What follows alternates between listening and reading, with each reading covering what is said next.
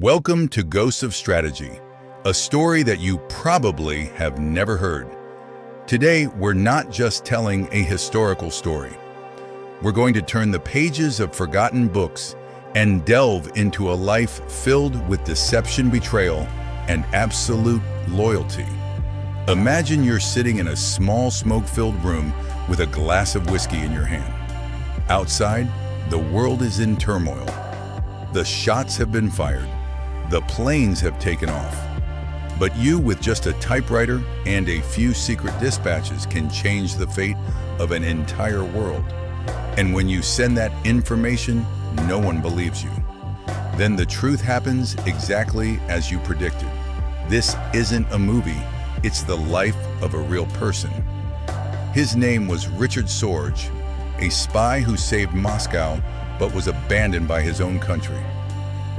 This is the story of a mysterious, charming man who met a tragic end. A life that dedicated everything to an ideal only to die in solitude. We will uncover the secrets that were buried for nearly 20 years to understand why a hero could be forgotten. Childhood war and the choice. Richard Sorge was born in 1895 in Baku, Russian Empire. His father was a German oil engineer and his mother was Russian. From an early age, he lived in a blend of two cultures. This shaped him into a complex person, a man with German discipline, but the romantic, profound soul of a Russian. The turning point in his life came in 1914, when at just 18, he volunteered to serve in World War I. Sorge fought bravely, but was severely wounded by shrapnel in both legs and his shoulder. In the trenches, he witnessed the meaninglessness of death and the brutality of war. Those memories haunted him for the rest of his life. They led him to abandon his old ideals and search for a new path. He believed that world wars were a consequence of capitalism and imperialism. That's why he began to study Marxism and joined the German Communist Party. Sorge's path to intelligence was no accident. He was a man of complex ideology, with a sharp intellect and a keen ability to analyze politics. Soviet intelligence recognized this. They didn't just choose a spy, they chose an ideologue, a person who could independently find and analyze information, not just be a messenger. Sorge also had an unparalleled advantage. He was fluent in German, Russian, English, French, and Japanese. He understood both Western and Eastern cultures. This is why he was sent to Tokyo, a place where few would suspect a Russian spy could operate. Their goal wasn't just a simple spy, but a brain who could gather, analyze, and provide strategic intelligence. The perfect cover in the Sorge network. In 1933, Richard Sorge arrived in Tokyo under the cover of a journalist. But that was just a facade. His real mission was to build an intelligence network called Sorge, and he did it phenomenally. He quickly befriended the German ambassador to Japan, Huguenot. Ott was not only Sorge's friend, but also an invaluable source of information. Sorge used Ott's trust to access classified intelligence. Night after night, they would enjoy expensive whiskey and discuss Germany's military strategy and top-secret political matters. Sorge didn't need to steal documents. He just needed to listen, analyze, and remember. Sorge's network included several key figures: Ozaki Hatsumi, a Japanese journalist with close ties to Prime Minister Konoe Fumimaro, and Max Clausen, a German radio operator. Ozaki provided Sorge with classified political information from the Japanese government, while Clausen was responsible for encrypting and transmitting the messages back to Moscow. This was a perfect network built on trust and respect. Sorge did something that not every spy could. He made his cover his actual life. He didn't just play the part of a German journalist, he became one. The danger of hiding in plain sight is exactly this. No one would suspect that a charming German who was a close friend of the German ambassador, could be a Soviet spy. This is what allowed him to survive and operate successfully for nearly a decade. He knew how to use his charm. He was a romantic man who loved women, and he loved to party. These things helped him integrate into Tokyo's high society. He wasn't a dry, emotionless spy. He was a flesh-and-blood human being. That was the key to his success. Earth-shattering intelligence and Stalin's reaction. In June 1941, an astonishing piece of information was sent to Moscow. Germany would attack the Soviet Union on June 22nd. That was the message from Sorge. But how did Stalin react? He dismissed Sorge as a purveyor of disinformation. He believed in the Molotov-Ribbentrop Pact and rejected all information to the contrary. This is a painful psychological lesson.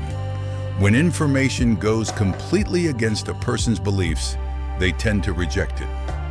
Stalin believed that Germany and the Soviet Union had signed a pact and that Germany would not violate it.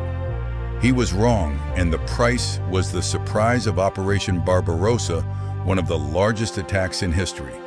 Millions of Soviet soldiers died, and the capital Moscow was on the brink of collapse. But Sorge didn't stop. In September 1941, he sent a second dispatch. Japan would not attack the Soviet Union from the east for the rest of the year. This intelligence changed the course of the war. The Red Army withdrew all their Siberian divisions, including their best-trained units, to defend Moscow. This was the decisive reserve force that helped the Red Army counterattack in the winter of 1941. The Soviet capital was saved. One single piece of intelligence saved an entire nation, but it was forgotten. The double-life espionage, women and whiskey. Sorge's life wasn't just about missions and war. He lived life to the fullest. He loved the speed of motorcycles, the allure of jazz music, and he especially loved women.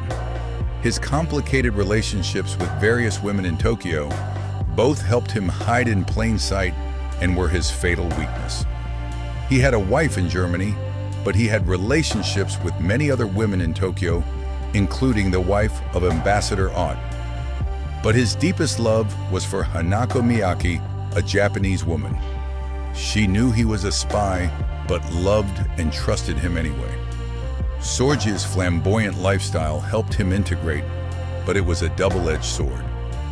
A professional spy is not supposed to let emotions interfere with work. But Sorge was not a cold, calculating spy. He was a flesh-and-blood human being with all the passions, desires, and weaknesses. The collapse, the price of the spy game, and the pain of being forgotten. In 1941, the net began to close in. Japanese police launched a campaign to arrest communist spies. One member of Sorge's network was caught and confessed. On the morning of October 18, 1941, the sound of soldiers' boots echoed on the street. That was the day Sorge was arrested. During his interrogation, Sorge endured brutal torture, but he remained silent. He protected many of his key contacts, the people who had helped him. In prison, Sorge believed he would be exchanged and returned to the Soviet Union. But that never happened. The Soviet Union refused to exchange Sorge because to acknowledge him as their spy would mean admitting they had signed a non-aggression pact with Japan, a politically damaging fact. The final days and the forgotten prophecy. Richard Sorge was sentenced to death. In prison, he still held on to hope. He waited for an exchange, a chance to live, but it never came. On November 7, 1944, on the anniversary of the October Revolution, Sorge was hanged at Sugamo prison. His last words were, "My work is done. I have dedicated all to my ideals." This is a historical tragedy. The man who saved the Soviet capital, who provided invaluable strategic intelligence, was abandoned by his own country. The tragedy of a spy isn't being caught, but being forgotten. It wasn't until 1964, almost 20 years later, that the Soviet Union posthumously awarded him the title of Hero of the Soviet Union. The legacy and the strategic lessons. Sorge's legacy isn't just his intelligence victories, it's also the invaluable strategic lessons he left behind. The first lesson: information is a weapon, but truth is not enough, it must be believed. The second lesson: the trust of the information's recipient is the key.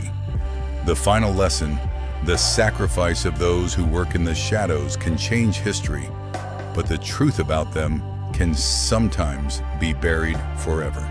There are heroes whose names are not carved on monuments, but their shadows are still cast on the map of history. Richard Sorge was one of them. A complex, mysterious man, a tragic hero.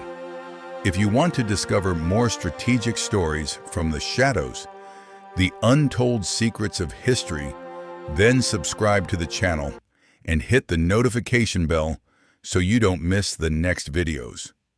Because history always has secrets waiting for us to uncover.